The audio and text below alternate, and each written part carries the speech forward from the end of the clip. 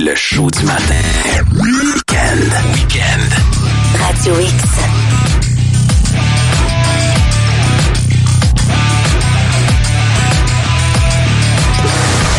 La magie opère, c'est notre première fois, mais je pense qu'on s'en tire quand même pas si pire. Martin Busutil qui est là, qui joue à la maison, je ne suis pas sur la route, en compagnie de Laurence Gagnon, qui est maintenant, je t'ai nommé la doyenne du show du matin week-end. Oui, une jeune doyenne. Ouais, t'aurais jamais pensé à ça il y a une couple de semaines, hein? Non, non.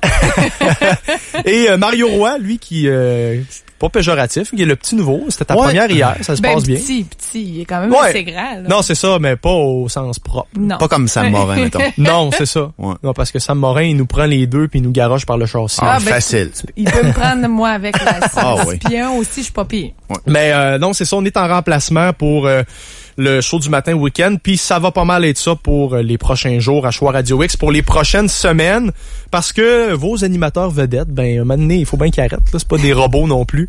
Donc, ils sont en vacances. Jérôme et Denis sont partis. Demain, ce sera Yann Marceau à la barre du show du matin.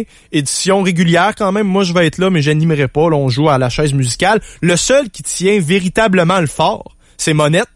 Monette, Marie et puis oui, eux autres vont être là comme des guerriers durant tout le temps des fêtes, à l'exception du 25-26 et du 1er et du 2, parce que vous le savez, nous autres, on aime ça faire le party, puis on sera pas capable de rentrer. Le premier au matin, ça va être rough. Ouais, c'est ça. Tout le monde va être occupé le premier au matin. C'est ça. On parle de salle de bain, normalement. Tout le monde va être dans ce coin-là. On va essayer de pas se rendre là, mais ça va être des reprises. Merci de votre compréhension, chers auditeurs. Hey, en studio avec nous, Mathieu Thomasin de Télémag, qui est là pour la chronique auto. Puis j'avais bien hâte de te jaser. Ben, bon matin. Comment ça va? Bon matin. Ça va très bien, merci. Good. Regarde, j'adore les chars, je suis un gars de char, Ben j'adore parler d'auto, puis si c'était rien que de moi, on se rendrait jusqu'à 10 heures pour la chronique auto. Ben là, Martin, premièrement, quand je suis arrivé dans le cours aussi, j'ai vu un Jeep 4 portes. Je me suis dit, ça y est, Martin, c'est un vrai.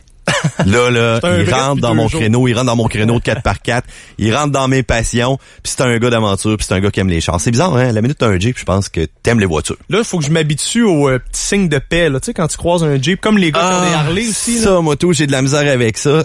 Ben, écoute. Les deux doigts, là, en l'air, là, la petite salutation. C'est comme les gars qui se reconnaissent. Ils se font salut, ok, c'est cool. Mais à un moment donné, tu croises quelqu'un, puis là, t'as oublié, puis là, tu te sens cheap d'avoir oublié.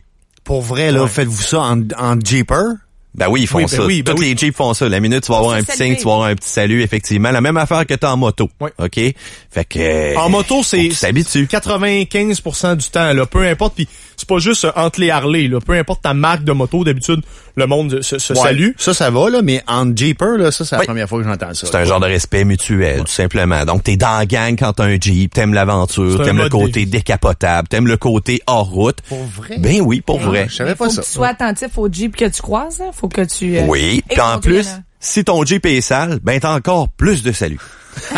Je fais une parenthèse, là, je viens de le laver au complet hier. J'ai ramassé le Jeep du boss qu'on m'a transféré, Phil Lefebvre, que je salue.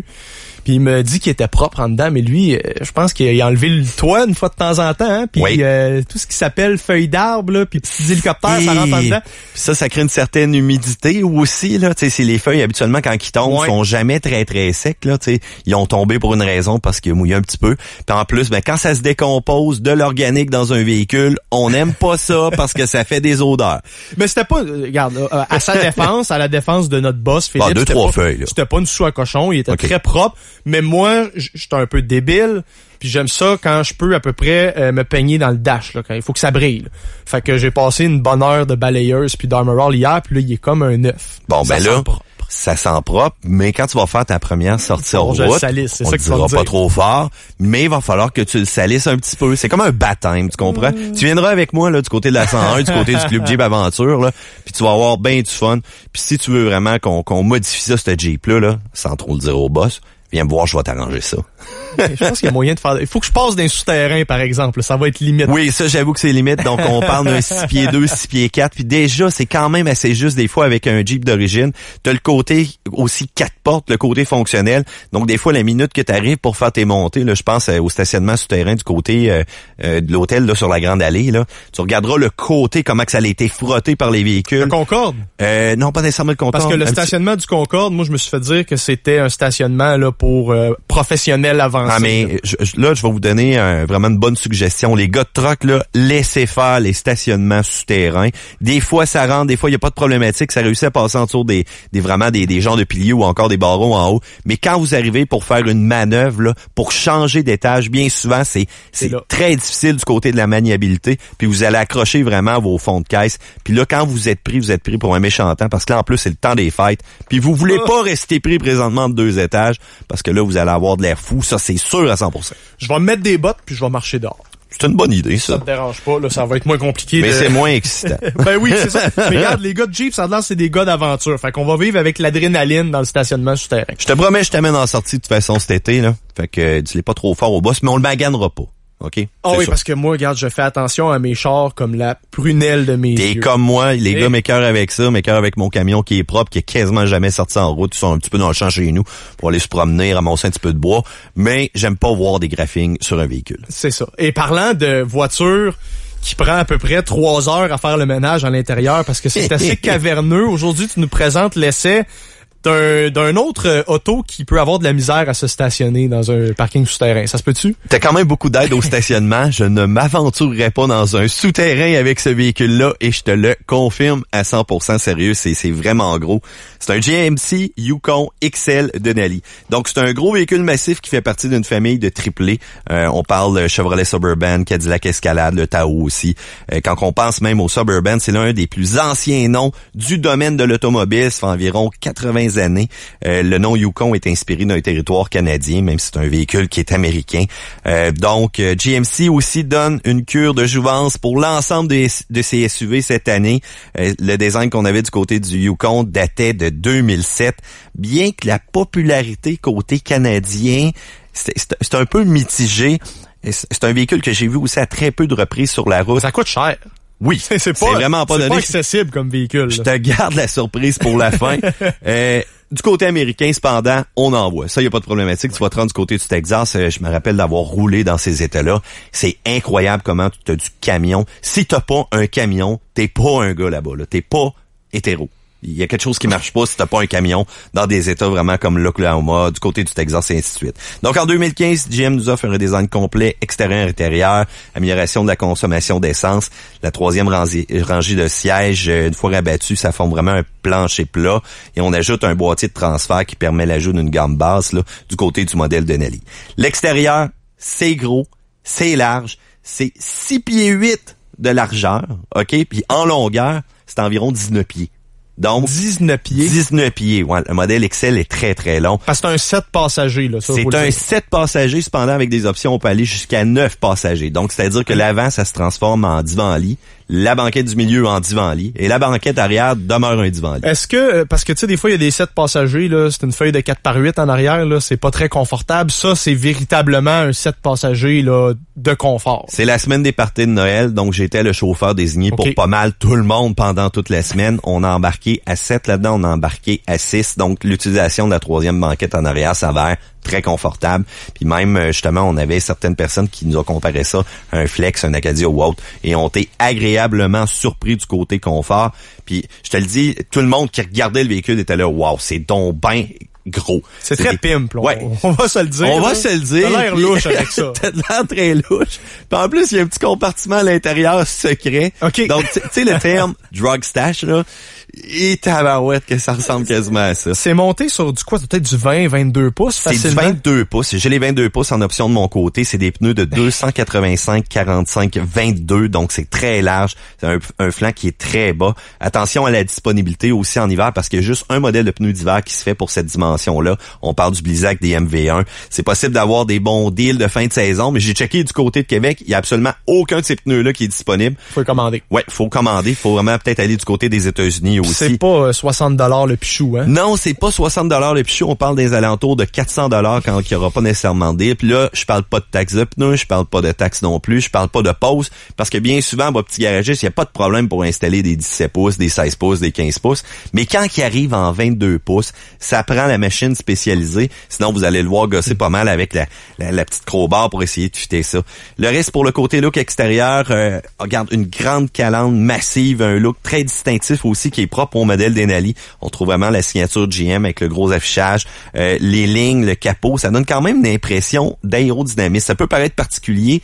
Sur le côté, quand tu regardes, c'est simple, il y a de l'air plus long qu'en réalité. Donc, tu regardes ça fait très très long. Une fois que tu es à bord, c'est quand même pas si pire. Les phares, on combine le fameux HUD dans des projecteurs.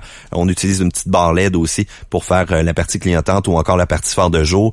C'est un peu moins efficace à ce que je m'attendais. Donc, je me serais attendu vraiment une bonne intensité d'éclairage.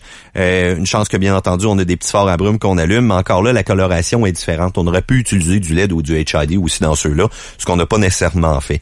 La partie arrière, c'est vraiment carré. Les grande lumière au LED, vraiment les feux arrière. Le haillon est électrique. Le seuil est un peu haut cependant, mais ça donne une ouverture immense, caverneuse. On peut même ajuster le degré d'ouverture. Fait que si jamais vous avez un garage, le véhicule est quand même assez haut. Vous voulez éviter que le haillon ouvre complètement et ait frappé le haut du garage. Donc c'est quand même possible de l'ajuster. C'est un très beau véhicule, un look moderne, un look intéressant. Puis, regarde, écoute, côté look, c'est réussi, là. Quand tu regardes ce véhicule-là, il y a pas personne qui l'a pas aimé. Compétiteur immédiat, on dirait Ford Explorer, probablement. Expédition, oui. Ford Explorer, t'es un peu trop petit, effectivement. C'est sûr qu'il faut, dans les 7, 8, 9 passagers, là, dans ces dimensions-là, il n'y en a pas une tonne. 4x4, effectivement, avec des motorisations V8. Fait qu'on reste vraiment habituellement dans les triplés, là, tu sais, les cousins tantôt que je te mentionnais du côté du Suburban.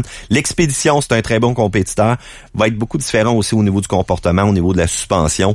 Mais écoute, c'est la part du marché, c'est 70% là, du côté de GM Chevrolet là, avec ces véhicules-là. Fait que je pense que ça reflète.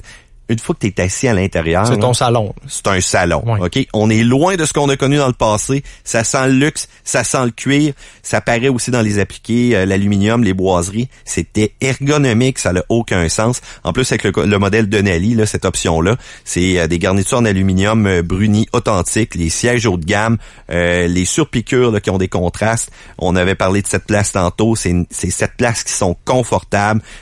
Tout est facile à l'intérieur de ce véhicule-là. Les cadrans sont gros. L'affichage est complet. On a un écran aussi, l'écran principal là, du côté conducteur. Il offre 3 modes. On peut les modifier pour vraiment avoir s'adapter. Mettons qu'on aime le côté technologique, ben voilà, il y a une petite interface qui est beaucoup plus high-tech qui s'affiche. On a un affichage tête haute aussi qui est très intéressant, la même affaire que dans un jet là. Puis même quand tu viens pour qu'un véhicule qui se place en avant de toi puis qu'il y a un risque de collision, oups, ça se met à briller en rouge puis tu vois vraiment ça à la grandeur là, du pare-brise à l'écran. C'est quand même assez intéressant.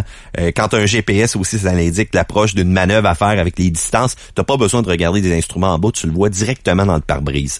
Puis ça, moi j'adore ce système-là. Est-ce qu'il y a trop de gadgets? Est-ce que ça en devient mêlant? Tu sais, quand t'es à 110, 120 sur l'autoroute, puis que tu dois faire 63 manipulations pour changer de poste de radio, est-ce que ça peut en devenir dangereux jusqu'à un certain point? C'est extrêmement particulier parce que t'as pas besoin de faire 63 manipulations. Okay. Le système IntelliLink du côté de GM, un bouton, c'est ergonomique, correct. C'est bien fait. Oui, effectivement, okay. C'est ergonomique. Mais tu parlais de gadgets, 12 ports USB, 5 prises de courant auxiliaire.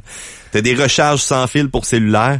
T'as le système OnStar 4G LTE qui fournit un point d'accès Internet pour permettre la connexion au iPad ou même au iPhone. Tu mets une carte SIM dans la radio, là. Non, t'as même pas besoin de mettre carte SIM. Tous les véhicules GM viennent avec le système OnStar, OK? Donc, tu peux prendre en option aussi, là, tout dépend. Tu dois payer, là, à un moment donné. Oui, effectivement, t'as certains frais par mois. Pas dans charité. Mais c'est un système extrêmement, moi en tout cas j'apprécie. Ça te prend un réseau cellulaire, t'appuies sur le bouton, il y a une personne qui répond à l'autre bout, ça c'est une des options, puis tu dis je vais aller à telle adresse. Parfait, je vous le télécharge dans votre véhicule, monsieur, bonne journée. Ça apparaît. Pas besoin de taponner avec le GPS ou autre. Oui, t'as l'option de le faire manuellement, oui, t'as l'option de le faire avec la personne virtuelle, un peu si on veut la belle voix de la madame qui te dit veuillez entrer une commande. Donc j'ai une question, moi. Oui, vas-y Mario. Ça coûte combien ça le service OnStar? Sérieusement, c'est une bonne question, mais je valide, mais d'après moi, là, c'est entre une vingtaine et une trentaine de dollars par mois. Par mois, OK. Ça se rapproche de divers abonnements Internet, soit sur ton cellulaire, de forfait cellulaire.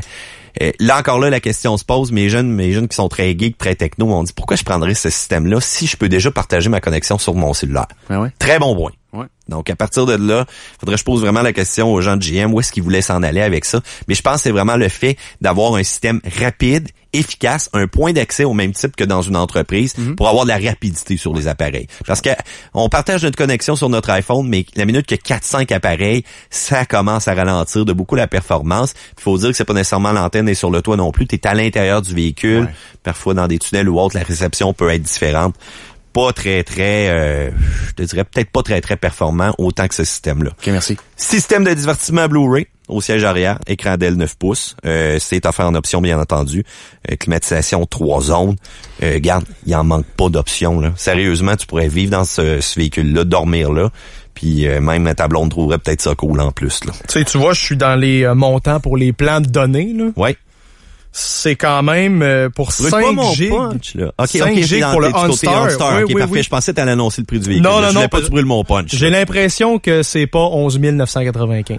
Mon petit doigt me dit que c'est plus cher que ça. Ça se peut. Mais regarde, c'est à peu près une soixantaine de dollars par mois. C'est plus cher que je pensais. Pour 5 gigs de données. Mais tu peux acheter là, des plans, là, je dirais, là, pour l'année. Puis c'est quand même 200$ par année pour 10 gigs. Bon, 200$ par année, effectivement. Regarde, à 200$ par année divisé par 12 mois, on est dans le coin de 20 30 environ. Là. Prends ton sel. Là. Ouais, effectivement. Mais écoute, le service, comme tu dis, là, personnalisé, par exemple. C'est ça. Mais écoute, bon, toi, t'as peut-être ton sel personnel, mais mettons quand t'es un ministre, une personne très importante. Oui. Je pense justement, Mario, tu nous disais que tu transportais des joueurs avec ce véhicule-là dans le temps? Ben, lorsque les Stachny sont débarqués à Québec en 2010 à la marche, c'est le véhicule qu'on avait pour les transporter d'un site à l'autre, là, colisée, les plaines à l'hôtel. Ils n'ont pas chialé, ça a bien été. Non, ça allait bien. Assez confortable, ouais. Bon, ben, tu vois, eux autres, au lieu de prendre leur sel personnel, auraient pu tout simplement tirer le jus de la connexion à Mario. Et voilà. C'est dit. C'est dit. Côté motorisation, c'est là que c'est super intéressant. Les versions de base vont avoir un V8 de 5.3 litres à 355 forces et 383 livres de couple. Mais avec la version Denali, c'est là qu'on change de niveau. On y va avec un 6.2 litres de 420 forces et 460 livres de couple. Ça marche au gaz, hein, ces moteurs-là. Hein? Surprenant comment que ça consomme pas tant que ça. Puis sérieux, je me suis assis avec quelqu'un hier sur Internet, là, parce que là, à chaque fois que tu dis 15 litres au 100... J'en ai été témoin d'ailleurs de votre obstination. Ouais. Chaque fois que lequel t'avais le gros V8. Moi, j'ai le gros. La minute que tu as le modèle Denali, en passant, c'est un avantage de prendre justement le côté GMC Denali parce que c'est uniquement dans cette version-là que tu as le 6.2 litres. OK? Premièrement, sonorité incroyable. Côté consommation, il y en a un qui me répond « Ah, mais là, ça consomme bien trop, je vais attendre tel autre véhicule. » Premièrement, si t'as pas les moyens de te payer le véhicule, t'auras pas les moyens de te payer le gaz qu'il consomme. Puis deuxièmement, il consomme vraiment pas tant que ça, parce qu'un 15 litres au 100 pour un véhicule qui pèse proche de 3000 kilos, je suis allé le peser justement sa balance parce que je voulais savoir qu'est-ce qu'il en était, puis qui est 18 pieds de long. Okay. Non, c'est raisonnable, honnêtement. C'est très raisonnable, parce qu'aussi, il y a quand même un système qui permet de passer de 8 à 4 cylindres. Donc, lorsque tu es en conduite autoroute, tout simplement, l'économie est très bonne. Et ça consomme moins que mon 5.7 litres, mon Tundra. Donc ça, c'est quand même assez notable aussi parce que mon Tundra est plus petit, moins long. Puis en plus, ben il n'y a pas tout à fait le même poids non plus que ce véhicule-là. Puis une fois chargé, pas chargé, plein de stock à tirer à la tente roulotte ou autre, on se cassera pas la tête. Ça va probablement faire quelques litres au 100 de plus. Mais la technologie est là. Écoute, quand on accélère, c'est le grognement digne du lion de la jungle. 6000 tours sur le cadran, ça donne l'impression aussi que ça vire très très haut. Parce qu'habituellement, on nous marque une révolution moteur de 8000 tours sur les cadrans. Bon, ça l'arrête à 6000. Mais là, il est à 6000. Ça s'en va à côté au fond. Les accélérations, tu te mets ça en mode 4x4 automatique, ça part. Tous les gars ont été assez impressionnés. Dans le parc des Laurentides, là, loadé pour aller à la pêche, il n'y a pas de problème. Là, ça répond. Là. Aucun problème, ça répond. C'est jumelé une transmission 6 vitesses. C'est monté comme un bon vieux camion là avec un bras là, sur le côté du volant. Une 8 vitesses s'en vient. Ça va être encore mieux côté consommation. Puis sans doute qu'elle va être beaucoup plus rapide. T'as le boîtier de transfert qui permet aussi de passer à la gamme basse. C'est pas vraiment fait pour leur route, mais quand ça vient le temps de descendre un bateau, il n'y a pas de problématique. Puis tu as des différentiels aussi qui sont autobloquants à l'arrière. On peut passer en mode 2 roues motrices automatique. Donc, l'essieu avant est quand même engagé. Il est prêt à avoir de la traction. Mais tant que le véhicule n'en a pas de besoin, il s'en sert pas. Puis en passant, que vous soyez en mode 2x4 ou 4x4, ça se sent pas dans le volant. Il y a des systèmes système 4x4 que tu vas enclencher sur un camion, tu vas venir pour tourner, c'est plus brusque, tu vas entendre le rouage qui s'est engagé. Celui-là est silencieux. On peut remorquer jusqu'à 8000 livres pour les 4x4, 8300 livres pour les 2x4. Puis lorsqu'on passe en mode remorquage aussi, tout le côté tableau de bord s'adapte à nous ajouter des gauges qui sont importantes pour le remorquage. On parle de la température d'huile, puis le côté aussi de la température de transmission. Motorisation évoluée, l'injection directe, la gestion active du carburant, j'en ai parlé un petit peu tantôt. C'est assez intéressant. Donc, c'est un comportement, c'est sûr que tu as une conduite massive, c'est lourd, ça paraît, là, tu peux pas passer à côté, mais les changements de rapport sont dignes d'un camion aussi. Combien de vitesses sur la boîte? C'est un 6 vitesses, celui-là, il y a une 8 vitesses qui s'en vient bientôt. OK, parce que 6, ça commence à être archaïque pratiquement, là. Oui, ça commence à être archaïque, mais écoute, on cherche la robustesse, puis la transmission qui est à l'intérieur de ce véhicule-là, effectivement. Faut dire que tu as un véhicule qui est, encore une fois, c'est lourd, puis qui doit tracter, puis qui a 460 livres de coupe que je te mentionnais tantôt. Donc, ça prend quelque chose qui est résistant, qui est quand même assez gros. Qui a fait ses preuves. Effectivement, qui a fait ses preuves. Du côté stationnement, tu l'as dit, mais on a quand même des bonnes assistances, que ce soit les capteurs tout le tour du véhicule, la caméra de recul. Ça, je ne m'en passerai pas. Et le gadget que j'aime bien aussi, c'est les alertes transversales de trafic. Tu sais, souvent, tu as un véhicule qui est très gros, tu vois pas là, complètement en arrière. Les angles morts? Oui, effectivement. Okay. Quand un véhicule arrive tout simplement pour passer en arrière de toi, parfois avec vitesse, parce qu'il était pressé d'aller chercher ses cadeaux de Noël, ben là, tu vas avoir un avertissement. Et l'avertissement, c'est cool. Ton banc vibre selon le côté que le véhicule arrive. C'est fatigant, ça? Ou Non. Mais si t'as pas la radio, t'as pas la climatisation, ta passagère va te regarder en voulant dire, non, c'est quoi ce son-là? Ouais, ça va dessus. Mais bon, pour toi, c'est le fun. Des petites vibrations. Donc, le siège vibre selon l'alerte, que ce soit de ton changement de voie, que ce soit du véhicule qui arrive en arrière, ou encore que ce soit tout simplement un risque d'impact que tu vas avoir à l'avant. C'est fait pour te réveiller. Puis c'est extrêmement intéressant. Mais si, admettons, tu le veux pas puis ça te tente pas, tu peux-tu l'arrêter? Oui, tu peux le fermer tout simplement. Et ça, il n'y a pas de problématique pour ça. D'ailleurs, justement, le changement de voie là, de mon côté, je suis rendu que je le ferme quasiment à chaque fois. Là, présentement, avec la neige, le système s'active, se désactive. Des fois, les lignes à Québec sont tout croches, les réparations. Donc, des fois, à un moment donné, à pas trop se faire vibrer aussi, j'aime ça avoir la paix, là. Bon, là, la grande question, parce que ça là, j'en veux un. Combien oui, ça coûte? Je sais que t'en veux un. OK, préparez vos portefeuilles ou encore vos listes de cadeaux de Noël. C'est sûr qu'un GMC Yukon XL en 4 roues motrices comme ça d'analyse, c'est 83 045 $ le modèle que j'ai testé. Ça vaut tout ça?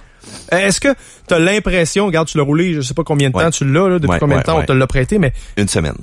As-tu l'impression vraiment d'être dans un véhicule de 80 000 $? Tu sais, parce que pour 80 000, là, tu peux avoir une Porsche Cayman, là, tu peux avoir des voitures presque exotiques. Là. Ça, c'est l'erreur qu'on fait souvent, OK? Puis en tant que journaliste automobile, je l'explique souvent. Quand tu essaies un véhicule, tu dois te remettre à zéro.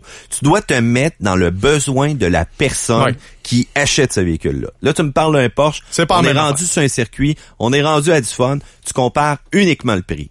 OK? Tandis que quand tu arrives avec un camion comme ça, faut que tu aies un besoin, premièrement, qui est familial. Donc, ça veut dire que tu as minimum 3 enfants, puis tu as encore grand-maman puis grand-papa qui traînent parce que tu es obligé de t'en occuper. Et il faut que tu les amènes au chalet. Faut que tu traînes le stock. Faut pas oublier que avec le bateau en arrière. Avec le bateau en arrière. Puis là, le coffre est tellement caverneux, c'est 2600 litres d'espace. Mais t'as bien dit tantôt que les ministres se promenaient avec ça, là. Hein? Les ministres, ouais, OK, Mario, là, je vois si tu t'en viens avec ça, là. Ouais. Effectivement, certains ministres se promènent avec ça, mais c'est souvent les versions courtes qui sont moins chères. Ils se promèneront pas avec les modèles de Nelly. OK. Une version courte coûte combien?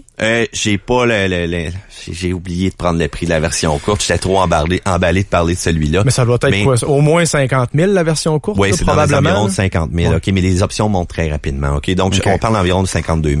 Mais il faut dire qu'il y a un certain besoin pour ce véhicule-là. C'est pas pour rien que ça vient aussi avec un système de détection d'intrusion à l'intérieur. Tu veux pas te faire voler ce véhicule-là. C'est pas à la portée de tous. Chevrolet, Mario, je m'étais pris une note, je viens de voir ça. Ouais. Ils ont une version à 30 000 $ de moins, mais pas avec le même équipement. Le petit frère, je t'avais parlé des triplés tantôt. Cadillac Escalade est à 83 245 $. Donc, à partir d'ici, c'est à vous de faire votre choix. Bon. Ouais, on va, comme dirait l'autre. Vous avez rafraîchi à douche froide, hein? Douche froide. Ouais, je sais bien, mais. Ça se vend-tu pas mal quand même au Québec? Ça a l'air d'être un véhicule qu'on croise pas trop souvent. Hein? Non, effectivement. OK, moi, la seule personne, je sais qu'il y en a un vieux dans le stationnement de ma job. Il y en a un vieux aussi du voisin en bas à Limoilou, mais que, tu sais, genre, il est très louche avec sa cagoule puis ses amis. Là, je ferais pas, je suis pas raciste, mais il y a beaucoup d'amis de couleur, pareil. Ils parlent tous comme ça un petit peu, là. Puis effectivement, il aime le rap, hein, en passant, ça c'est sûr, je l'entends à chaque fois arriver. Ouais, il adore le rap. Swag. Oui, c'est très swag. Mais écoute, ça vaut très cher peut-être à ce prix-là, mais quand t'attends environ 2 ans pour le véhicule, t'as quand même une bonne dévaluation. T'es quasiment capable d'aller le chercher à la moitié du prix. OK. Ouais, effectivement. Donc c'est tellement pour des besoins pointus, c'est à peu près normal qu'ils en vendent pas tant que ça là, non, effectivement. Mais écoute, regarde, qu'est-ce qu'on aime de ce véhicule-là, c'est la qualité, le grognement du moteur, la consommation raisonnable vu le poids, le gabarit, l'entraînement, c'est spacieux. Robert Lepage devrait faire sa salle de spectacle là-dedans là. On aime moins la visibilité en arrière une fois avec les bancs relevés. Le seuil est haut pour le chargement. C'est un gabarit qui aurait eu la possibilité, selon moi, de tirer 10 500 livres. Mais écoute, il y a beaucoup de consommateurs canadiens qui seraient satisfaits d'un véhicule plus petit. Ça tombe bien parce que GMC a un Acadia de leur côté.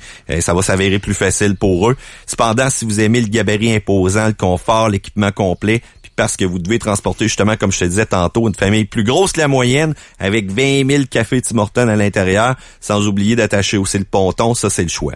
Mais quand tu vas être une lumière rouge, oublie pas de baisser ta vitre puis de dire à ton voisin « America, yeah! » parce que tu vas le laisser dans un nuage de poussière aussi après. Puis je pense que c'est ça que véhicule un peu l'image de ce véhicule-là. Je suis surpris que ça se fasse pas diesel, par exemple.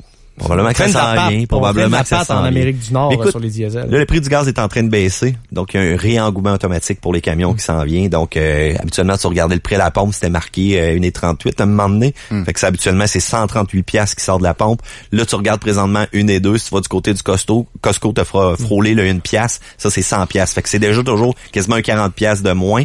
C'est quand même pas si pire. Côté des unités vendues, du côté canadien, le véhicule 2015 est disponible depuis juin. On parle d'environ 600 unités qui ont été vendues. Puis du côté des États-Unis, ben là, on est dépassé le 22 000. Encore là, ça vient à ce que tu disais tantôt. C'est bien beau, là, si t'as le 80 000 pour l'acheter, mais encore faut-il le chausser. Oui. L'abreuver. Oui, l'abreuver. Foulé à 100 piastres, là, c'est. Puis l'assurer. Puis l'assurer, oui. Et matriculation plus chère aussi, parce que t'as un véhicule, effectivement, la cylindrée est quand même assez grosse. Hey, Mathieu, tu restes avec nous. Parfait. On prend une pause. Je sais que tu nous as préparé 3-4 autres affaires, mais en revenant de la pause, on prend les appels, on prend les courriels, live à radiox.com, 670-9098, 1877-440-2464. Puis on va répondre à quelques questions à gauche et à droite. Il y a probablement des gens qui se magasinent des autos à l'heure où on se parle. Fait qu'on va les éclairer là-dessus. Super. Mathieu Thomasin de Télémag, notre chroniqueur auto, est en studio. On s'arrête quelques secondes puis on vient avec lui au retour. Le show du matin. Week-end. Okay, I am here. Week-end. Le show du matin week-end. Radio X.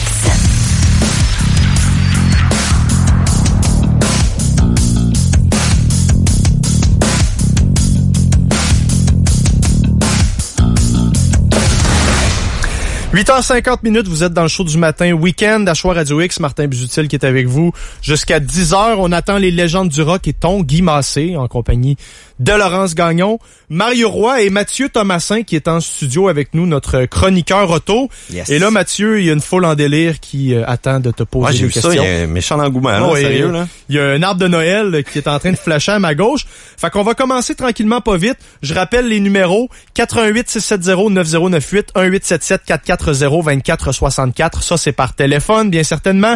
Et évidemment, il y a le fameux live à radiox.com et on va transférer vos questions ou on va lire vos questions en ondes pour Mathieu. Même si c'est l'hiver, faut croire qu'il y a déjà des gens qui magasinent un véhicule. Puis on va aller en ligne tout de suite parce qu'on a des gens qui se demandent qu'est-ce qu'on fait. Allô, Radio X?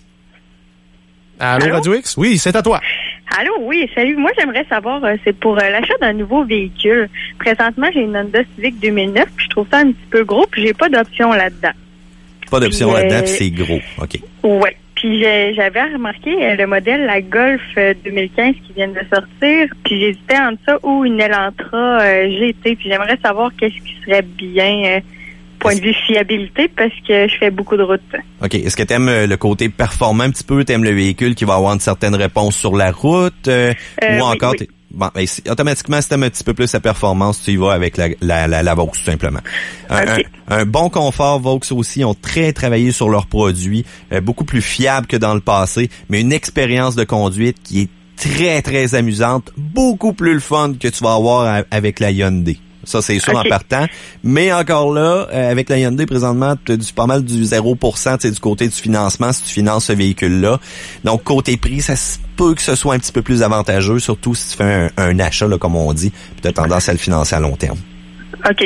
Puis, tu sais, c'est comme tu disais, il y avait des problèmes avant pour les Volkswagen, puis je pense que c'était surtout électronique que j'entendais, mais... Électronique, électrique, hein, surtout, on se rappelle, moi, en tout cas, ça se dit encore dans mon coin, tous les petits jeunes, ils roulent encore avec des anciens Vaux. C'est un Vaux, c'est une lumière brûlée, habituellement en permanence, mais ça, c'est pas mal des histoires du passé. Comme j'ai mentionné, Ils ont beaucoup travaillé là-dessus. C'est un véhicule qui est extrêmement intéressant à conduire. Tu sais, le fun de conduite, là, habituellement, Mazda, ils l'ont bien, mais Vaux aussi sont vraiment une coche au-dessus. En plus, ben, tu as un côté qui est quand même assez logeable pour cette Vaux-là. Donc, c'est quand même très intéressant. C'est sûr que t'as pas pour le modèle GTI, je pense, tu y vas avec le standard? Ouais, j'irai avec le standard, ouais. OK, le standard, regarde, il n'y a aucune problématique avec ça. Tu vas avoir du fun en masse. Donc, c'est un véhicule aussi qui va quand même s'avérer assez fiable avec le temps. C'est le côté hatchback, encore une fois, c'est versatile. Le design aussi du véhicule, il est très beau. Tu as des bonnes accélérations. L'économie d'essence aussi, c'est sûr qu'elle est quand même là parce que c'est une bonne transmission. Pour le reste, c'est un petit peu plus cher cependant que les rivaux. Mais à part de ça, moi, d'après moi, c'est un bon choix. Avec un ou l'autre, tu te trompes pas. Hey, merci d'avoir appelé. Bonne journée. Merci. Bye. Ouais, quand même, c'est pas ben plus petit qu'une Civic, hein, si je me trompe pas. C'est pas nécessairement plus petit, mais c'est le côté hatchback des fois qui donne des impressions différentes. Alexandre sur le live qui nous demande ton choix entre un Hyundai Santa Fe 2.4 litres all-wheel drive, Nissan Rogue 2.5 litres all-wheel drive aussi, ou Honda CR-V aussi traction intégrale pour garder 8 à 10 ans. On aime beaucoup le look, la conduite du Santa Fe, mais on se demande si c'est fiable. Et côté Nissan, ben on se demande aussi, là, on a des doutes sur la CVT, la transmission, et les Honda, ben c'est un peu plus cher. Comment on se situe dans tout ça? Je vais avec le nouveau CR-V. Nouveau CR-V 2015 automatique. CR-V 2015 aussi qui a été retouché un peu. En partant, quand on parle de du long terme, OK, faut pas oublier, bien qu'on dise des fois qu'on veut un véhicule à très long terme, au bout des fois de 4-5 ans, on commence à avoir le goût de changer parce qu'il y a plein d'autres offres aussi sur le marché qui sont apparentes puis que ça donne tout simple. On est conçu comme ça, l'être humain. Moi, en tout cas, regarde, 5-6 ans habituellement, là, je te dirais que c'est bien rare, à moins qu'une personne soit vraiment à côté là par le budget. CR-V, c'est pas tuable. Non, CR-V, là, sérieusement, c'est une très bonne machine.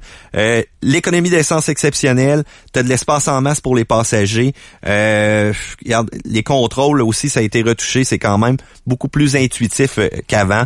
La technologie aussi qu'il y a à l'intérieur. Donc, la seule chose, par exemple. Ouais, la seule chose, c'est qu'il y a seulement un choix d'une motorisation.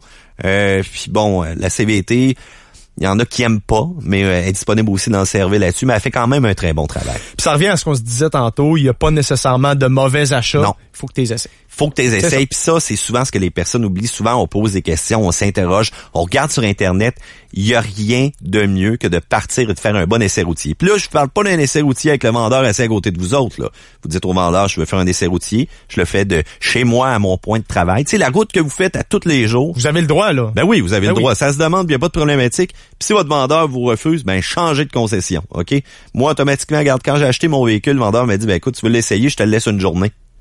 Lui, il se cassait pas la tête. Il y avait un démo, il n'y avait pas de problématique là-dessus. Fait que ça se fait. Vous l'essayez, vous comparez, vous prenez une journée pour faire vos essais, un en arrière de l'autre, parce que ça va être frais, votre essai du véhicule dans votre tête. Puis la minute que vous allez embarquer dans l'autre, c'est là que vous allez voir les différences. Mathieu Thomasin. Mathieu Thomasin. C'est moi qui fais les erreurs comme ça. Je suis rouillé. Ça fait longtemps que j'avais pas animé un show. C'est pas grave. Mathieu Thomasin est en studio. Il prend vos questions live à radiox.com pour le web. 670-9098 au téléphone. Et pour les gens à l'extérieur de la région de Québec, c'est le 1877-440-2464. On s'en va en ligne. Salut, comment ça va? Allô, Radio X? Oui, bonjour. Mathieu Thomasin est là pour répondre à votre question. Oui, bonjour. On vous écoute? Oui. On est en onde. OK, alors, moi, j'ai un Chevrolet Outlander 2008. Oui. Et, pardon. Donc, l'Outlander, pour les gens qui ne savent pas, c'est la mini-fourgonnette, la minivan. Effectivement, c'est pas tout le monde qui connaît ça, ce véhicule-là, effectivement. Donc, c'est ça. Elle a cessé en 2009, je crois. J'ai pas les années exactes, mais effectivement, c'est un véhicule de type EPI. Juste vous dire, comme commentaire, que je l'ai très bien apprécié, je l'ai encore. C'est la LT, donc, c'est l'empattement un petit peu plus long, ou je crois que c'est un pied plus long. Oui, effectivement. Donc, un peu plus confortable. Un peu gourmande, par contre. C'est un 3.9 litres. Quand vous parlez gourmand, vous parlez combien de litres au 100 environ, là? J'ai jamais fait le calcul. OK. Mais, en tout cas, écoutez, c'est quand même confortable. Moi, je m'en fous, là, j'aime le confort. Alors, je suis prêt à payer le prix, là, de plus. Vous parlez de la OnStar. Très commode. Très commode. Bon, quand on voit en voyage, mettons l'été dans les États-Unis, sur le bord de la mer, on a ça, parce que des fois, notre GPS portable va peut-être pas fonctionner pour tel endroit, mais là, tu peux mettre comme backup ton GPS. Monsieur, votre question pour Monsieur Thomasin, qu'est-ce qu'elle est, votre question? C'est quoi votre question, monsieur? Bon, moi, c'était juste un commentaire. Ah, merci d'avoir appelé, c'est gentil. On va laisser la ligne aux autres auditeurs. On peut quand même rajouter un petit point sur le Uplander. Donc, il y avait quand même un extérieur particulier. C'était vraiment du côté minivan.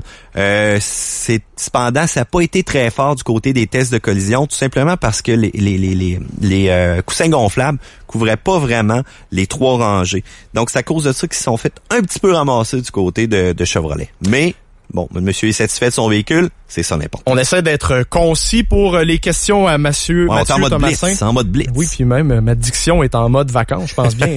Donc, Mathieu qui est en studio avec nous autres, il y a Michael qui t'envoie un courriel sur le live qui veut ton avis sur la Scion TC 2015. Oui, Scion TC, donc la division jeune de Toyota. Donc, on est appelé à avoir du changement cependant dans cette division-là. C'est du Toyota, c'est très fiable. On se rappelle du côté de Consumer Report, j'avais amené justement un palmarès des véhicules les plus fiables et Toyota et Scion menaient la classe. Donc, il n'y a aucune problématique de ce côté-là. C'est un petit véhicule qui est jeune, qui est le fun à conduire aussi, qui a un petit peu plus de pep que Toyota. Donc, ça se démarque du côté look. On sait que les véhicules de Toyota avaient tendance à être assez fades aussi dans le passé. Donc là, on a retouché un peu avec le redesign du Corolla, le redesign du Camry. Ça s'en vient aussi pour le restant de la gamme. Il n'y a pas de problématique avec un Scion de ce côté-là, surtout pour la fiabilité. Un petit peu plus cher aux assurances pendant que Toyota. On s'en va en ligne. Allô, Radio X? Oui, bonjour. C'est à toi. Pour une question pour votre invité, s'il vous plaît. Oui, allez-y. BMW 2014 diesel. Y a-t-il des problèmes connus concernant ce véhicule-là? J'ai pas la liste des problèmes nécessairement connus. Ça, faudrait que je fasse un petit check-up sur ce véhicule-là. C'est sûr que des technologies diesel en partant, n'oubliez pas que ça demande beaucoup plus d'entretien qu'un véhicule régulier. OK, ça c'est sûr. Donc, des fois, ça change au niveau des changements d'huile. Ça change, même certains systèmes sont allurés qu'on appelle, donc demande un additif. Ça, c'est surtout du côté camion. Cependant, demande un additif duré à l'intérieur pour justement répondre aux normes d'émissions polluantes. Donc, c'est à faire très attention. Faut respecter à la lettre le côté, ce qui est recommandé du côté entretien par le manufacturier. Oh, ouais, je sais, Oui. Oh. Est-ce qu'on a perdu? Est-ce qu'on l'a perdu? Tout inclus, puis il est alluré justement. Là, mais ma question est surtout pour ça. L'urée, ça peut-tu geler? Ça peut-tu dans les gros froids? Non, il n'y a pas nécessairement de problématique pour ça. Habituellement, c'est pas trop capricieux là, pour ces systèmes-là. C'est juste que c'est beaucoup d'entretien supplémentaire. Faites attention. Pour BMW, je peux pas me lancer là-dedans, mais du côté camion, lorsqu'on n'a plus d'urée, le système va nous le dire. Il va nous dire, bon, ben écoute, après tant de kilomètres, le véhicule ne démarre pas. Fait que traînez-vous-en dans votre véhicule, surtout si vous faites de la longue route, puis pour être sûr que justement, que vous en manquez pas. Mais ça, habituellement, il vous avertit un bon 600 km d'avance. Fait qu'habituellement, en dedans de 600 km, on a le temps d'aller au concessionnaire ou encore, vous avez le temps de faire le remplissage vous-même pour ça. Parfait, merci. Ouais, merci d'avoir appelé. BMW en passant, là, qui a un feeling de conduite aussi assez exceptionnel. Le côté allemand, le côté réponse au niveau du volant, le feeling de conduite, on en parlait souvent tantôt aussi. Ça se rapproche un petit peu du Golf, tu sais, par rapport au fun que tu vas avoir à conduire ce véhicule-là. Puis lorsqu'on parle des versions intégrales aussi, extrêmement intéressant. Faut sortir le portefeuille, par exemple. Oui, il faut sortir le portefeuille, surtout d'une version diesel comme ça. Monsieur, j'espère que vous avez une bonne job. Hey Mathieu, c'était super intéressant, mais écoute, le temps est une denrée rare. Ben oui, puis je pense que c'est la première fois qu'on étire autant la chronique automobile. Ben c'est le temps des fêtes, des gens ont le goût de se faire plaisir, les gens ont le goût de se gâter aussi, puis des fois changer de véhicule, ça peut être le fun durant le temps des fêtes. En 1 minute, je veux savoir, est-ce que c'est le temps de faire des deals ou c'est un mythe présentement? Bon, OK. Oubliez pas que quand le concessionnaire vous vend un véhicule, des fois, la marge est pas si élevée que ça par rapport à l'argent qu'ils font. Ce qu'on veut quand on magasine dans le temps des fêtes, c'est avoir du 0% sur le taux de financement le plus possible. On fait inclure les pneus d'hiver de qualité, s'il vous plaît. Assurez-vous aussi de partir avec le plein d'essence, le lave-glace plein, les essuie-glaces d'hiver. On a parfois plus de marge aussi sur les accessoires que l'auto. Mais faites attention, des fois, les accessoires du manufacturier, c'est cher. Des véhicules démonstrateurs, ça peut être parfois un bon deal. Valider la garantie, valider les véhicules accidentés, même s'ils sont démonstrateurs, très important. Et oubliez pas vos rabais si vous êtes un fidèle. Donc, autrement dit, si vous conservez un véhicule de la même marque. Les étudiants, les gradués, même les premiers clients parfois ont des deals spéciales. Vous avez aussi parfois des pourcentages de rabais sur le financement. S'il y a un autre membre de votre famille qui habite à la même adresse et qui a un véhicule de cette même marque-là, je pense justement à Subaru, et acheter aussi un véhicule qui est des fois change pour l'an prochain, donc il y a un makeover, que ce soit côté mécanique ou esthétique, il y a possibilité de faire des bonnes affaires. Donc rapidement, Civic 0,99% sur 60 mois. J'ai eu la Prius C aussi à 0,99% sur 60 mois. Sonata, on annonce 0%, Corolla 750 $ de rabais. Les Elantra 2015 à partir de 2974 $, incluant 4000 en ajustement de prix. Faites attention, l'annonce le spécifiait pas. Parfois, c'est au comptant. J'ai même vu des 2013 encore qui traînaient. Donc, magasinez. Si vous avez des questions, vous m'écrivez, Facebook ou peu importe. Vous avez tous les moyens possibles de me rejoindre. Oui, meilleure façon de te rejoindre, c'est sur Facebook. Oui, sur Facebook directement. Voilà. Sinon, si vous avez des questions, adressez-les au live. On me les transfère automatiques et je réponds à tout le monde. Et soyez exigeants aussi quand vous achetez une voiture. Très. Le client a presque toujours raison. L'essai est important et magasinez. Il n'y a pas de mauvaise question, hein, Laurence? Ouais. Non, juste des réponses niaiseuses. Et voilà. Voilà. C'est le dernier mot, quand même. Mathieu Thomasin, merci. Salut, bye. Le show du matin, week-end. Radio X.